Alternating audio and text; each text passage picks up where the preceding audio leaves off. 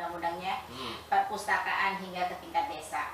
Nah, tetapi kalau kita bilang 75 ya itu tambahan atau total dengan yang total sudah ada? Seluruhnya memang 75 desa yang itu sebetulnya masih saya anggap kurang karena sebetulnya dari tahun-tahun kemarin Kabupaten Tulungagung sudah membina 25 desa. Ya, artinya progres itu sangat lambat gitu sangat lambat. Tetapi itu lagi-lagi kita kan selalu berpikir positif daripada tidak sama sekali, lebih baik seperti itu. Nah, di tingkat nasional sendiri sebetulnya kita ada program dukungan dari CSR, yaitu program Perpus Seru yang itu bagaimana mendorong pemerintah kabupaten kota untuk menguatkan perpustakaan-perpustakaan di tingkat desa. Lihat saja 75 desa itu mana saja cukup mewakili enggak dengan desa-desa yang ada di Tulungagung. Jangan-jangan hanya desa-desa yang mudah akses bagi kami sendiri itu masih sangat kurang karena bagaimanapun juga seperti yang saya ungkapkan beberapa waktu yang lalu bahwa yang paling perlu untuk kita perhatikan adalah desa-desa di pinggir. Karena mereka susah untuk mengakses perpustakaan daerah gitu kan, dan begitu juga di tingkat masyarakat perpustakaan masyarakat pun masih sangat minim untuk di daerah-daerah pinggiran seperti yang kami gerakkan adalah di daerah pesisir dan pegunungan. Dunia literasi itu kan tidak hanya sebatas di perkotaan ya, tapi sampai ke rural area yang pedalaman pun seharusnya memang itu harus ada gitu. Kalau Bunda Cut yang selama ini mungkin sudah malah melintang, seringkali bertemu dengan para literat-literat dari berbagai wilayah di Indonesia, sebegitu kompleksnya sebenarnya kondisi perpustakaan di Indonesia, terutama perpustakaan daerah. Perpustakaan itu tidak sekedar menjadi tanggung jawab dari lembaga perpustakaan bahkan di tingkat nasional. Artinya ini menjadi menjadi kegiatan atau agenda yang harus dilakukan secara lintas sektor. Di tingkat nasional pun Kementerian Pendidikan memberikan dukungan bagaimana perpustakaan sekolah, kemudian juga perpustakaan masyarakat, begitu juga perpustakaan nasional dan itu juga dilakukan hingga ke tingkat kabupaten kota. Nah, tinggal sekarang kita melihat bagaimana sinergitas itu yang yang sampai saat ini belum kita rasakan. Artinya masing-masing masih sendiri-sendiri. Sehingga ada satu contoh satu perpustakaan satu perpustakaan masyarakat katakanlah itu mendapatkan support dari badan perpustakaan, tetapi juga mendapatkan support dari dinas pendidikan. Menurut kami itu suatu agenda yang sebarannya menjadi sangat kurang. Tadi disampaikan bahwa untuk daerah-daerah pinggiran, daerah-daerah yang masih kurang akses, ini perlu mendapatkan perhatian besar. Kenapa? Bisa jadi angka minat baca yang rendah, justru mereka-mereka lah yang memberikan kontribusi terbesar. Kalau misalnya di sekolah favorit, jelas perpustakaannya sudah cukup menunjang lah gitu ya, meskipun mungkin kalau kita lihat dari standarisasi masih ada yang perlu untuk dilengkapi, tetapi itu sudah cukup baik dibanding seperti ambil contoh gerakan dari kawan-kawan kelas inspirasi menemukan bahwa hampir di seluruh sekolah dasar di mana kawan-kawan kelas inspirasi itu mengabdi tidak ada perpustakaan. Kita ambil contoh aja ya, kita masih belum bisa lakukan anggap ini sebagai suatu generalisasi. Cuman melihat contoh ini di Jawa loh, gitu ya, ini di Tulungagung loh, gitu, menemukan bahwa sekolah-sekolah dasar yang dimana teman-teman kelas inspirasi sempat mengabdi itu tidak ada perpustakaan, sehingga ada gerakan dari kawan-kawan kelas inspirasi itu untuk hibah buku dan kemudian menyumbangkan ke sekolah-sekolah tersebut. Nah, ini sebagai contoh saja lembaga pendidikan. Nah, kalau lembaga pendidikan saja yang artinya secara support sistemnya itu ada, itu saja belum tersedia. apalagi di tingkat masyarakat. Hampir semua aktivitas pemberdayaan masyarakat ya itu selalu tidak lepas dari 3 komponen ini, Mas. Pemerintah, masyarakat, media, dan dunia usaha. Iya, iya. Nah, peran dunia usaha salah satunya adalah bagaimana tanggung jawab sosialnya melalui dana-dana yang dikembalikan untuk pemberdayaan masyarakat atau CSR itu tadi bentuknya. Hanya sekarang persoalannya adalah masih sedikit dunia usaha atau perusahaan-perusahaan itu yang mewujudkan CSR-nya dalam bentuk atau ke dunia literasi. Masih sedikit. Mengapa demikian? Karena isu globalisasi itu memang lebih dominan dibanding isu literasi, sehingga banyak sekali CSR itu yang lebih akan pada upaya-upaya untuk perlindungan bumi, ya, namanya hijauan dan sejenisnya. Itu yang memang menjadi banyak fokus CSR sampai tahun sekarang ini. Nah, sekarang tinggal bagaimana kita melakukan komunikasi itu kepada perusahaan-perusahaan ya bahwa upaya untuk melindungi bumi itu penting, tetapi juga mencerdaskan kehidupan bangsa itu jauh lebih penting, karena generasi yang cerdas, generasi yang bertanggung jawab, dia akan lebih memberikan jaminan bagaimana dia akan melindungi bumi kita, gitu. Nah, upaya-upaya komunikasi ini kalau di tingkat nasional sudah ada, Mas Denny, ya. Seperti beberapa kali saya tidak perlu sebutkan salah satu bank, gitu ya, perbankan termasuk juga Bank Indonesia kalau di tingkat pusat memberikan support, gitu, setiap kegiatan-kegiatan berbasis literasi. Ya. Demikian juga BUMN, beberapa BUMN itu juga memberikan support untuk kegiatan-kegiatan berbasis literasi. Tetapi tidak serta-merta ketika di pusat kebijakannya seperti itu, di daerah juga mengikuti. Betul. Artinya untuk pegiat-pegiat literasi di daerah, di lokal itu tetap juga menjadi penting untuk mengkomunikasikan kebutuhan ini kepada mitra-mitra perusahaan. Nah, bagaimana kondisinya saat ini? Sebetulnya, satu lagi, bahwa perusahaan yang peduli literasi tidak harus penerbit. Tidak harus penerbit. Nah, kadang-kadang kawan-kawan di dunia usaha itu juga salah menafsirkan, gitu kan, sudah ada penerbit, Mbak, gitu. Nah, tidak harus demikian, karena dalam konteks ideal mencerdaskan kehidupan bangsa itu menjadi tanggung jawab kita semua, bahkan juga kawan-kawan media. Nah, artinya ini yang perlu kita komunikasikan. Dan kondisi saat ini saya melihat bahwa sudah mulai banyak kawan-kawan dunia usaha yang membagi wujud CSR-nya itu. Sebagian juga diwujudkan untuk mensupport gerakan-gerakan literasi. Kadang-kadang kalau menyampaikan sama orang lain itu juga pakai puisi loh, Pak Budi. Kira-kira puisi itu makna yang tersirat dari setiap puisi itu seberapa tajam sih kalau disampaikan? Ini pakarnya. Gimana Pak Budi? Kita berbicara soal puisi itu sebenarnya seberapa tajam sih puisi itu bisa dimaknai orang lain, dan seberapa intens puisi itu bisa menyampaikan sebuah pesan? Ya, puisi itu adalah ungkapan perasaan. Ungkapan perasaan tentu saja dari hal yang dialami, hal yang dilihat, hal yang dirasakan. Kemudian disampaikan baik di dalam bentuk tulisan atau tulisan. Kemudian apabila berbicara tentang seberapa intens daya puisi itu terhadap pembaca atau penyampainya, itu tergantung juga pada pendengar atau pembacanya. Banyak teori-teori tentang puisi, tapi sebagai guru apabila saya menulis puisi, saya tidak bicara tentang teori.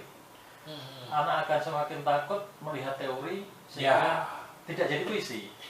Yang ada adalah, ayo menulis puisi, kamu bisa, segera tulis, setelah jadi tulisan, baru saya ajak bagaimana untuk membenahi tulisan agar punya daya imaji, karena puisi itu ciri khususnya adalah ada daya imaji, ada kata-kata khusus yang membuat itu menimbulkan daya khayal atau imaji. Bahkan bagaimana menghidupkan puisi itu supaya berbeda dengan kalimat yang lain yang non puisi. Seberapa kuat seseorang itu bisa langsung menuliskan kalimat per kalimat itu menjadi sebuah rangkaian puisi? Tidak sulit, tergantung yang mengajak.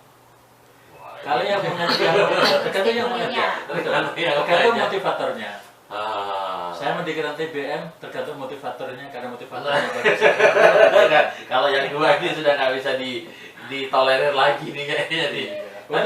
Untuk menulis puisi tergantung juga yang mengajak. Ayo nulis puisi. Pak, saya tidak bisa untuk bahasa puitis sampai nggak usah bikin bahasa puitis. Gimana Pak? Pokoknya tulis. Pernah ketika di Bonorowo menulis itu saya diminta Ananda untuk workshop tentang tulisan puisi. Itu ada yang sama sekali seorang mahasiswa itu sudah semester terakhir itu di Tulungagung cerita bahwa dia belum pernah nulis sama sekali puisi. Akhirnya ayo sekarang kita mencoba dari benda yang kita lihat sekarang. Saya beri pertanyaan, apa yang Anda pegang? Tulis. Ada yang bersebidol, ada yang ballpoint, ada yang kertas. Untuk apa benda itu? Yang untuk menulis, untuk membuat puisi. Setelah itu ada berapa kalimat dan ada 4 pertanyaan. Nah sekarang supaya menjadi puisi, kata itu kita tambah dengan cara memberi nyawa. Itu kan benda mati. Ayo diberi nyawa seolah-olah itu manusia, seolah-olah itu bisa bergerak. Misalnya ballpoint untuk menulis puisi. Jadi ketika menulis audien peserta itu saya ajak diskusi. Ballpoint untuk apa? Untuk menulis. Supaya ballpoint ini punya nyawa seakan-akan dia bergerak. Ditambah ballpoint itu dia membisu. Ketika aku ajak menulis puisi di hadapan. Nah, ini namanya memberi nyawa. Ini saya ambil istilahnya Pak Teng Sucahyono yang sastrawan terkenal itu. Dan setelah itu jadi akhirnya saya berikan ilustrasi. Ayo kelompok ini melihat pameran Bonorowo menulis di luar. Ini di dalam, ini melihat ular. Waktu itu ada komunitas di situ. Waktu 5 menit harus dapat minimal 10 kata tentang yang Anda lihat. Kemudian masuk, silahkan kata-kata itu diberi nyawa seperti tadi, apapun, tidak usah mikir salah benar. Pak, saya tidak bisa. Bisa.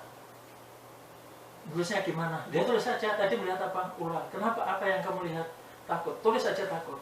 Mengapa takut? Jijik. Tulis saja jijik. Akhirnya saya bimbing. Ular. Ketika melihat bagaimana? Takut. Yang takut apa? Saya. Mengapa? Ular itu memandangku. Membuat aku takut untuk melakukan sesuatu. Ular itu membuat aku jijik. Apakah ular bisa membuat jijik? Gak bisa kan? Yang bisa ya jijik kan manusia. Akhirnya itu alhamdulillah yang pernyataan yang sampai sekarang saya ingat ya, mahasiswa yang baru pertama kali nulis puisi, dia komentar ternyata nulis sulit karena takut menulis. Makanya kalau ingin tulis puisi tulis saja. Tidak usah mikir teori macam-macam. Semakin sering menulis, semakin menemukan jati diri, semakin juga punya keasikan untuk menulis puisi. Itu yang pernah saya lakukan ketika bimbing menulis yang di luar siswa. Biasanya kan ini dengan siswa, tapi itu ada waktu itu pesertanya ada siswa juga SMA, ada yang guru TK, dan SMP ada Pak? SMP ada mahasiswa juga. Saya nggak ikut waktu itu. Untuk yang guru TK, wah ini kalau saya cobakan di siswa saya boleh Pak? Silakan dicoba di mana saja bisa. Oke, saya punya puisi singkat. Dia tidak sempat menangis tatkala kakinya menjulur, lidahnya pun keluar menjulur, dan dia pun tak bisa kabur dari si pintu dapur. Cicak itu pun akhirnya mati membujur. Nah, gampang kan sebenarnya. Saya lihat cicak kejepit pintu. Nah, itu kalau puisi bisa dilihat dari unsur intrinsik dan ekstrinsik. Nah, itu dari luar. lagi nih Pak Budi. Kalau itu yang mengatakan anak-anak, Hmm. ya apa adanya tentang cicak. Hmm. Kalau yang mengadakan misalnya pejabat, dia arahnya pasti dikaitkan dengan politis. Itu namanya unsur ekstrinsik itu yang mendukung dan membangun puisi. Ya. Pengarangnya siapa, penulis siapa, waktu kapan, itu sangat menentukan maknanya. Ya. Seperti puisi bunga, yang bertanya SD, bungaku kusirap setiap waktu, tumbuh mekar selalu. Kalau itu yang tulis ABG dan itu cowok, artinya sudah berbeda. Itu namanya pengaruh unsur ekstrinsik. Oh iya. Nah, kalau sebagai seorang praktisi pendidikan ya atau pengajar, motivasi apa sih selama ini yang sudah diberikan oleh Pak Budi sendiri kepada anak-anak didik gitu ya atau siswa-siswi yang ada di sekolah memulai menulis puisi? Itu sebenarnya motivasinya seperti apa yang diberikan agar mereka gini, seperti Pak Budi bilang, Pak saya bukan orang yang puitis, emang penulis puisi itu harus puitis ya? Kan enggak juga kalau Pak Budi tadi bilang. Nah, ini motivasinya seperti apa Pak? Saya ini ngajar juga di kejar paket di PKPM. PKPM Ilmu Tulungagung. Itu ketika Bonorowo terus mengadakan festival, saya motivasi, ayo tunjukkan bahwa kejar paket mampu. Saya bimbing, nggak bisa, ayo tulis. Jadi saya beri pengarang. Kamu tulis apa? Tentang kuliner. Mengapa kuliner itu laris? Kuliner tidak harus tempatnya mewah, tapi mengapa banyak dikunjungi? Manfaatnya apa? Ayo tulis. Di Tulungagung banyak tempat wisata, ayo tulis. Kalau kamu berwisata, itu apa yang kamu cari, apa yang kamu dapat, manfaatnya. Kamu lihat juga siapa yang datang, pengaruhnya terhadap kehidupan. Nah, alhamdulillah ada 4 kejuaraan untuk tingkat SMA. Itu yang akhirnya memacu mereka untuk semangat. Nah, ternyata kejar paket bisa kan? Akhirnya saja untuk menulis puisi cerita tentang pengalaman dia mengapa masuk kejar paket. Itu yang puisinya sudah ada 159 judul saat ini dalam proses cetak. Yang 159 iya, itu untuk warga kejar paket. Hebat itu bagi saya. Jadi saya merasa bangga bisa memotivasi anak-anak. Intinya, ayo menulis, kamu bisa. Bahkan ada yang sama sekali nggak bisa menulis. Saya tuh nggak pernah menulis puisi. Ayo ditulis, itu yang kejar paket B. Dia cerita tentang hujan. Hujan akhirnya. Kamu tuh bisa. Ini namanya puisi Pak. Iya, itu juga puisi. Oh ternyata saya bisa ya. Nah, ini kan bagaimana tergantung memotivasi supaya dia semakin bisa. Sehingga bagaimana untuk motivasi? Jadi beri semangat bahwa selama dia bisa menulis, membuat kalimat, pasti bisa membuat puisi. Jangan mikir yang bahasa puitis, jangan mikir yang apa itu kata-katanya beli yang betul. Enggak usah dipikir, tapi jadi tulisan dulu ya. Dengan adanya karya-karya yang sudah sebegitu banyaknya, bahkan sudah ratusan dan siap dicetak, ini kan menjadi sebuah kebanggaan gitu Pak ya. Tapi kadang-kadang begini, ketika kita menulis puisi, tiba-tiba mandek di tengah jalan karena tiba-tiba blank, Pak. Bukan hanya deskripsi, tidak menarik. Saya buat puisi lagi tentang gua pasir yang intinya itu simbol dari gua Garbane seorang ibu ketika bertapa, banyak godaan yang berupa relief di situ, dan mengajarkan bahwa nanti kalau kamu lahir godaan kehidupan seperti itu. Itu contoh. Jadi rata saya di komentar, ya itu yang bagus. Nah, ini kan sudah berbeda. Jadi puisi yang diharapkan oleh dosen UN itu puisi yang mengarah kepada yang di atas pada penciptanya. Semula saya berpikir untuk menulis puisi sejarah ya fakta sejarah. Jangan, itu yang nulis orang sejarah, bukan puisi. Kalau puisi langsung punya imaji ketika melihat benda bersejarah. Dia punya imaji kemana? Semuanya harus diharuskan kepada penciptanya atau penguasa yang bagaimana. Nah selama ini dari tanggapan siswa-siswa sendiri dengan metode yang sudah dijalankan oleh Pak Budi Harsono, seberapa mereka terbuka dengan metode itu, Pak? Mereka senang.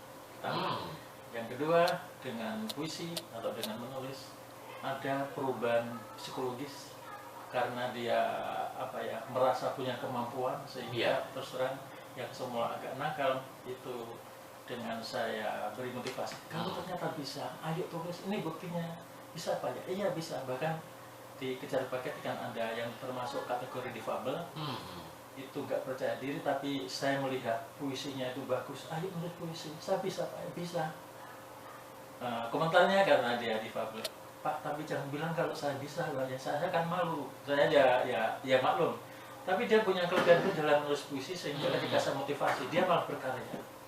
Itu pengaruh kemampuan menulis dan kesadaran kemampuan untuk menemukan rasa percaya diri juga.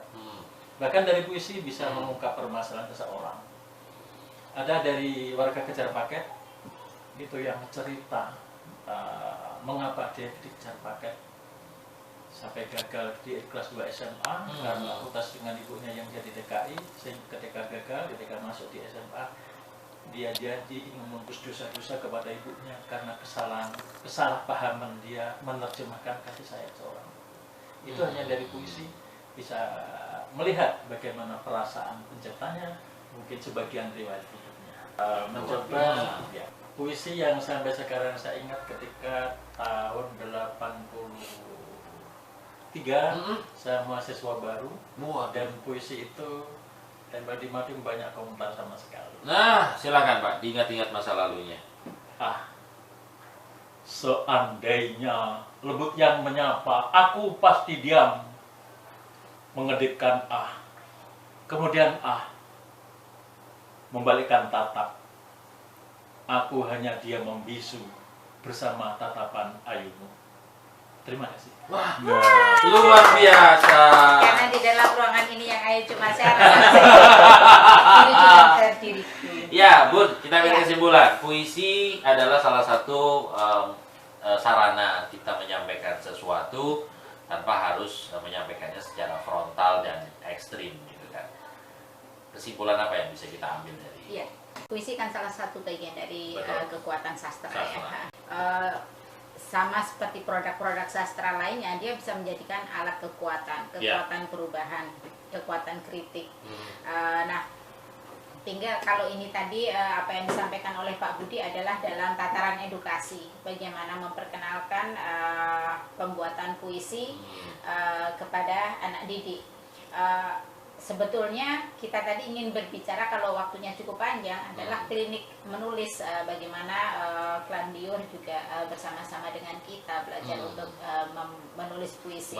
Kalau kita berbicara tentang puisi, banyak sekali inspirasi yang ada di sekitar kita, termasuk tadi yang dicontohkan oleh Pak Budi ketika menuliskan jejak-jejak sejarah melalui puisi. Itu yang harus kita lakukan saat ini. Itu yang paling penting. Ya, mudah-mudahan ini akan menjadi sebuah metode yang bisa dijadikan wawasan. Menulis puisi itu bukan sesuatu yang sulit, tetapi berilah kekuatan pada diri kita untuk tetap menulis meskipun itu sulit. Makasih Bun, pagi hari ini. Terima kasih. Pak Budi, Dua terima topik kasih. ya. Sukses beliau. Oke, ya.